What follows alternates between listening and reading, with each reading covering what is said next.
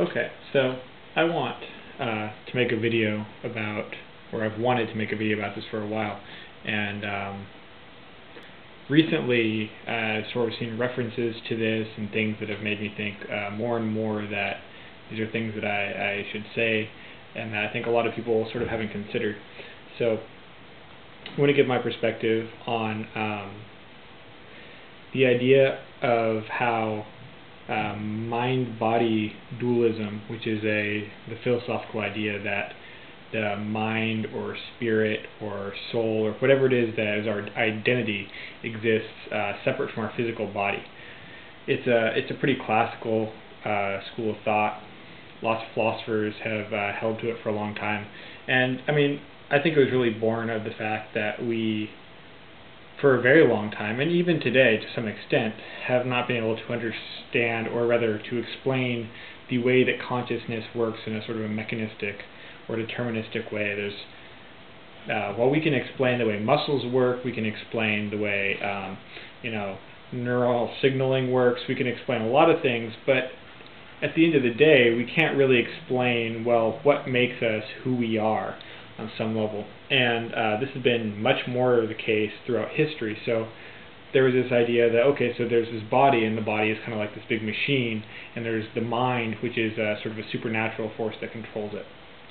And this is an idea that a lot of people hold to. I think even people who are atheists, and because atheism just means you don't believe in a god or gods, you can still believe in the supernatural. I think a lot of people do to some extent because, and I think some of them even do it in a way that's not conscious fully. We think of a person's personality, their identity, as something that's not just the chemical reactions in their brain. Nobody likes to sort of question those ideas. Nobody likes to think about that because it's a bit uncomfortable. And the other idea, and the tie-in here I'm going to explain in a moment, I want to talk about the stigma that comes with mental illness, and that has historically, and that still does today, to a lesser extent than before, I think, in a lot of ways, but still. And the mental illness that I want to talk about primarily is going to be depression. There's lots of different forms of mental illness, clearly, and things like, schizophrenia or, bipolar disorders, things like that, or borderline personality disorders. They're all very, very serious things. And especially in the case of, I think, borderline personality disorder, there's some similar sort of things that you see in terms of what I'm about to talk about. So my reason for making the videos, I see so often these groups are sort of blamed for their behavior. And it's not even blamed for their behavior, because I hate to use that term, because immediately people are all saying, well, of course you're blamed for your behavior, you have to take responsibility for your actions. That's not what I'm saying. It's not about not taking responsibility for your actions. Rather, they are blamed for their disability. And so let me explain.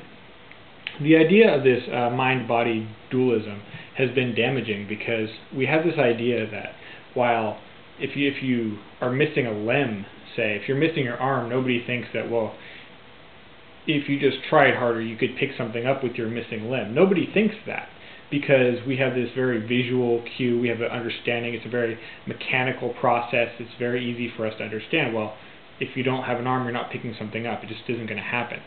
But what people fail to think about is the fact that as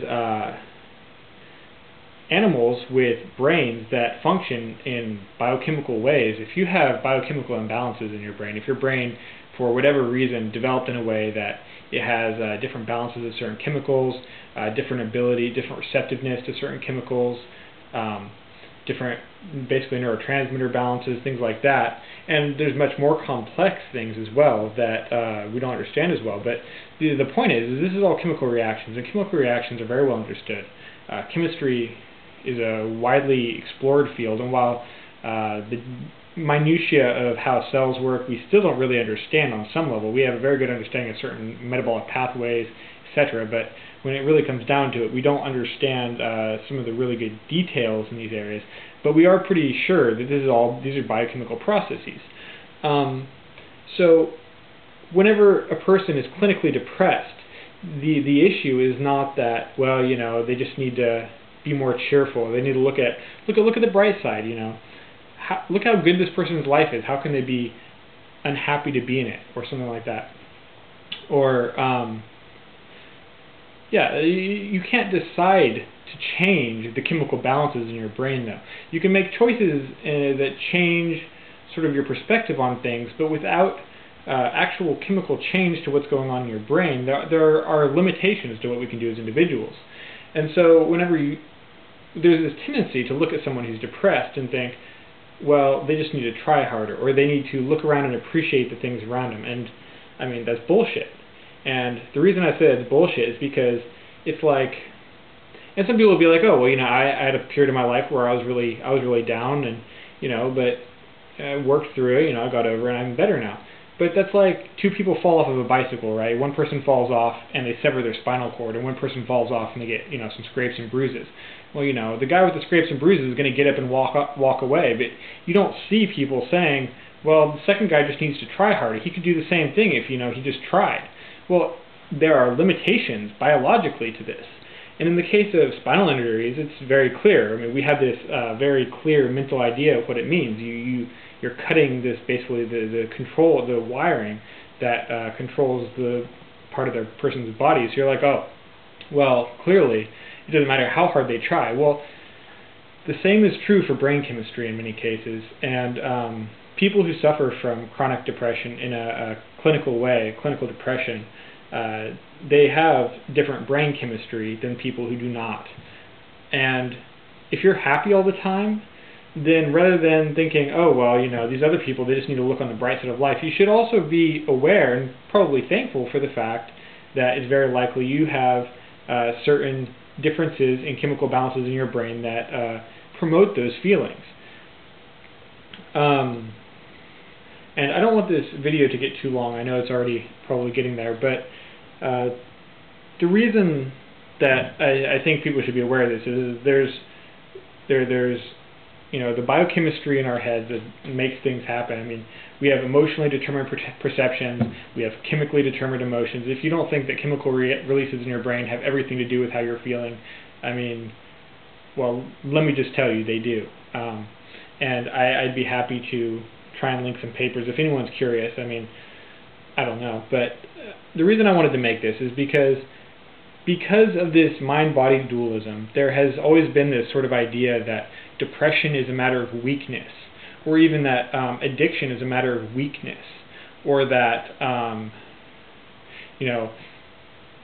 there's all these ideas where people want to say, okay, well, sure, the problem is it's a flaw of personality. They say that personality, and they use the word personality, or they use the word of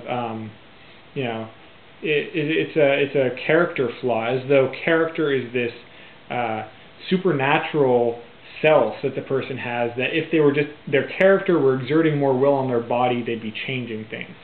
And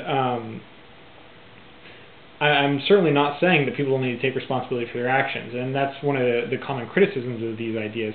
I'm not saying that at all, but what I am saying is that people should not be blamed for their disability.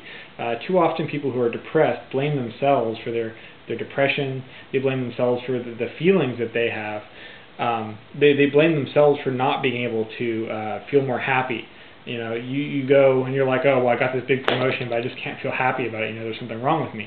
And there is something wrong with you, but it's not your fault. And this is one of the things that bothers me, is people who say, oh, well, people are just trying to medicate away problems. In some cases, that's probably true. And depending on the medication, that's more or less true. But in the case of things like antidepressants or antipsychotics or other different drugs that are designed to treat specific mental disorders, I think people need to stop and really examine where their beliefs are coming from. Are you trying to say that when it's your brain that's having some kind of defect or has some kind of deficiency, are you saying that that should not be medically corrected while other things should be? I think it's important to examine these ideas and really